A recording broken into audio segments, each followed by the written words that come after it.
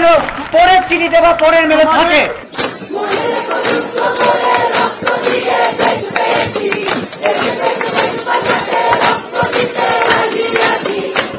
মঙ্গলবার স্বাস্থ্য সচিবের তরফে নবান্নে মুখ্যমন্ত্রীর সঙ্গে আলোচনায় বসার প্রস্তাব এসেছিল আন্দোলনকারী জুনিয়র ডাক্তারদের কাছে, কিন্তু সেই আলোচনার আমন্ত্রণ অপমানজনক মনে হয়েছিল বলে নবান্নে তারা যাননি। সেই মেলে রেসপেক্টেড স্যার এই বলে আমাদের সম্বোধন করা হয়েছে।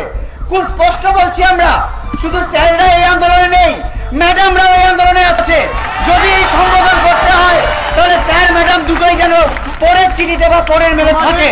অপেক্ষায় থেকে থেকে শেষ পর্যন্ত নবান্ন ছেড়ে বেরিয়ে যান মুখ্যমন্ত্রী মমতা বন্দ্যোপাধ্যায়।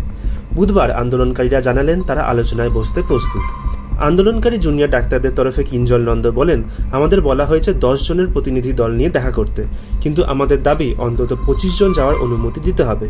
একই সঙ্গে তিনি আরও জানান, আলোচনায় বসলেই যে অবস্থান তুলে নেওয়া হবে তা নয়, দাবি পূরণের জন্য সরকার কী পদক্ষেপ করছে তা দেখার পরেই পরবর্তী সিদ্ধান্ত নেওয়া হবে।